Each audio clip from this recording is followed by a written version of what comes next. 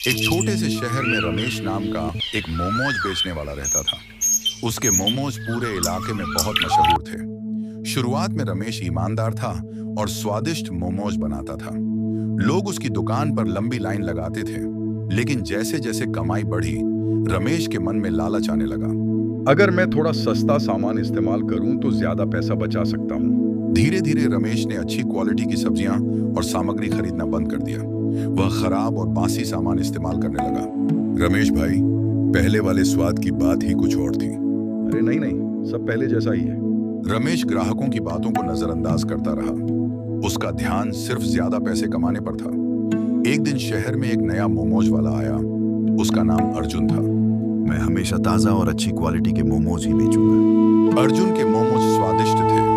धीरे धीरे लोग उसकी दुकान पर जाने लगे। अर्जुन के मोमोज बहुत स्वादिष्ट हैं और वह साफ सफाई का भी पूरा ध्यान रखता है। कुछ ही महीनों में रमेश की दुकान पर भीड़ कम होने लगी। ये सब मेरे ग्राहकों को कैसे ले गया? लेकिन रमेश ने अपनी गलती नहीं मानी। उसने और ज्यादा मुनाफा कमाने के लिए और भी घटिया सामान खरीदना शुरू कर दिया। एक दिन कई ग्राहक उसके मोमोज खाने के बाद बीमार पड़ गए। ये मोमोज खाने के बाद मेरी तबीयत खराब हो गई। मैं भी अस्पताल से आ रहा हूँ। शहर में रमेश की दुकान की बुरी चर्चा फैल गई।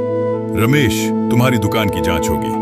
जांच में पता चला कि रमेश खराब सामग्री का उपयोग कर रहा था। तुम्हारी दुकान कुछ समय के लिए बंद की जाती है। नहीं साहब, मेरी रोजी रोटी बंद हो जाएगी। लेकिन अब बहुत देर हो चुकी थी।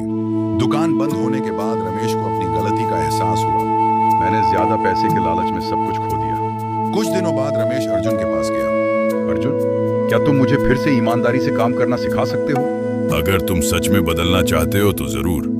रमेश ने फिर से अच्छी सामग्री खरीदना शुरू किया। उसने दुकान की साफ सफाई पर ध्यान दिया और ग्राहकों से माफी मांगी।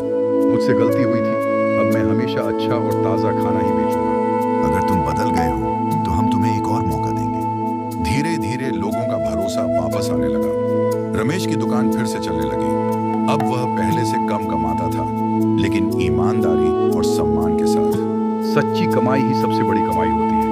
उस दिन रमेश ने सीख लिया कि लालच इंसान से उसकी इज्जत, विश्वास और खुशियां छीन सकता है। जो व्यक्ति ईमानदारी से मेहनत करता है, वही लंबे समय तक सफल रहता है। कहानी की सीख: लालच का फल हमेशा बुरा होता है।